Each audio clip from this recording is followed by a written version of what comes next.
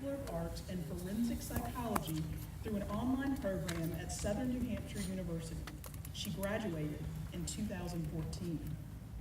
Continuing her studies, Paulina attended UNC Chapel Hill's Transatlantic Master's Program, where she earned a master's degree in political science in 2016. You're impressed, right? But there's more. During her time at UNC, Paulina studied abroad at the University of Bath in England, focusing on international relations and international security.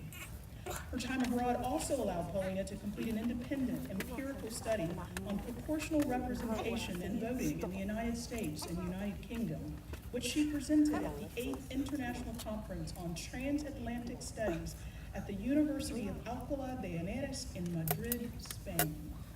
Wow.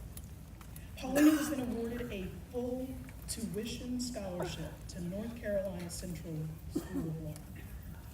Do you understand how rare it is for law schools to offer full scholarships? Started at PCC. Go anywhere.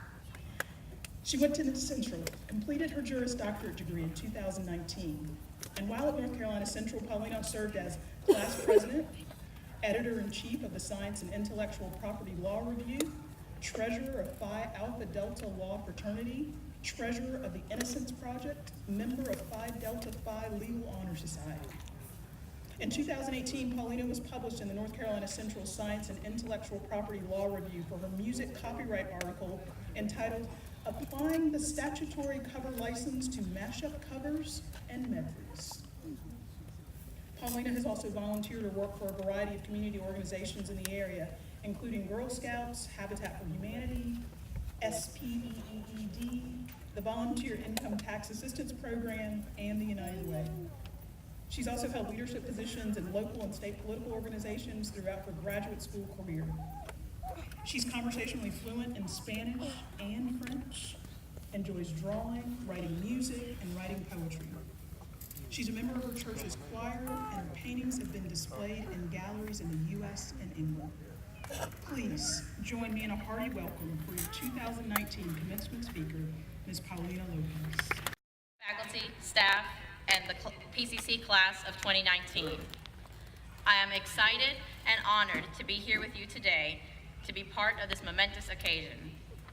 This is the third PCC graduation that I have attended. The first was in 2001, when I, alongside my second grade teacher, Ms. Fogelman, watched both of my parents cross the stage and receive their hard-earned associate's degrees. My mom, Francia Lopez, double majored in accounting and business administration, and my dad, Rudy Lopez, also majored in business administration. While pursuing his degree in the weekend program, my dad worked 2 jobs, and at some points 3 jobs, to support our family with stability. The second PCC graduation that I attended was my own, in 2012, where I received my associate's degree in criminal justice.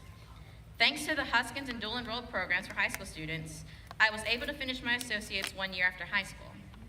The fact that you now have an early college makes it even more accessible for future students. And now, 7 years after I crossed this stage, I am back here to celebrate your 2019 graduation and commend you for this significant accomplishment. Although I have gone on to earn graduate degrees, I still regularly use the things I learned at PCC more than anything. Through tutoring at TRIO Student Support Services, I learned how to teach. Although your time at PCC is over, it is still valuable to know a good way to learn, relating the new information back to what you already know. By determining where you are now on the topic as a starting point and making connections from that point to the next point of information, you will get to where you need to be and you will remember it more clearly. Through taking a public speaking class here at PCC, I learned how to lay out speech notes most efficiently, which is a skill that I'm still benefiting from today. Whether it's childcare, financial hardships, work, school, and life balance, health, or other things, you have all overcome a variety of challenges to get to where you are today. I thought about what I would have wanted to know when I was in your shoes. I thought about what I've experienced and what I've learned. When I was in 5th grade at Helena, my teacher, Miss Ashley, had a poster on the wall with a quote, "Shoot for the moon. Even if you miss, you will land among the stars." That quote has stuck with me ever since. Additionally, My family have always been firm believers that everything happens for a reason. Throughout my adult life, I have seen time and again how both of those things are true. I used to plan everything down to the details, but I've learned to go towards my goals, but to be flexible with how I get there, because there is always going to be new opportunities that you didn't even know existed or hadn't thought about pursuing. After graduating from PCC, when I applied to transfer to NC State, my AP scores were given to their registrar instead of their admissions department. So, to the admissions department, it looked like I was missing math credits. By the time I received a denial for missing math credits and brought a copy of my AP scores in person to correct them, all of the classes were full. Although my plan had originally been to go to NC State, by misplacing my AP scores, NC State opened the door for me to take some transfer courses here at PCC and complete my BA online in just 3 semesters, with a concentration more specific to my career and at substantially less cost. Another example, I had decided in 8th grade that I wanted to run for Congress later in my career, but I was majoring in psychology for my bachelor's to build skills for my legal career. While at PCC, I had the good fortune of taking a political science class taught by Wayne Cohen. Although I did not change my psychology major, that class made me want to pursue a master's degree in political science. Jeanette Long, who was my supervisor in TRIO Student Support Services at the time, was also looking to pursue a master's. And she told me that if I wanted to get a master's degree, that I needed to do it before I started working full-time because it's difficult to go back to school. I did want to get a master's at some point, but I was ready to pursue my main career goal, so I took the LSAT and decided that I would go for the master's later. At the time, I had just finished my BA and was in the process of moving back home. By the time I had the money for the law school applications, I found out that I would have had to request my transcripts much further in advance.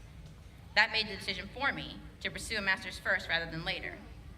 I found out about UNC's transatlantic master's in political science the day the application was due.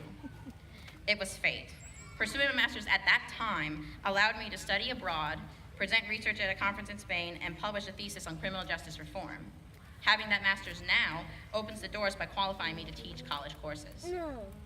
Then, when I applied to law school, I applied to Duke and to NCCU. Due to many Personians recommending NCCU, it was already at the top of my list. However, I was also going to apply to Duke and to UNC in the event that I could get a scholarship. I received a denial from Duke. Before I could even apply to UNC, I received a letter from NCCU that I had been accepted to my choice of either the day or evening programs with a full tuition scholarship. I cried, and I did not apply to UNC. I was hoping for a scholarship, and I received it. I was meant to go to NCCU. At the end of my first year of law school, our class ranks were released for the first time. Out of 141 people, at the time, I was number 15. The NCCU Law Review accepts people who are in the top 10% of their class after their first year. I missed the top 10% by one person. However, I received an invitation from the Biotechnology and Pharmaceutical Law Review, which was open to the top 15% of the class. Not being particularly interested or informed about biotech and pharmaceutical law, I was hesitant to accept the invitation until I found out that the Law Review was changing its name and scope that year to become the Science and Intellectual Property Law Review. Because I write and compose, I had taken an intellectual property class that summer. However, I had unanswered questions about licensing and I wanted to learn more. After I verified that we would be able to choose our own topics for articles, I accepted the invitation. I joined the Science and Intellectual Property Law Review, where my article on music copyright was published, and I became the editor-in-chief, all because I missed the top 10% by one person at the end of my first year of law school. By the end of my second year, my rank had moved up to 6. As these examples show, all of the wonderful people that I've met, the connections that I've made, and the opportunities that I've had by being in those programs at the time that I was in them, and to be here today, have all been because my original plans had changed. Whether this achievement today marks the end of your education or only the beginning, I want to leave you with the perspective that when one door closes, another one opens to something better. Even if you have a plan, be prepared to be flexible and open to opportunities.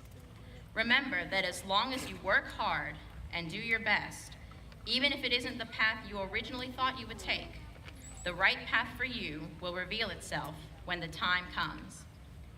I wish you all the best of luck with your future endeavors, whatever and whenever they may be. Congratulations, PCC class of 2019.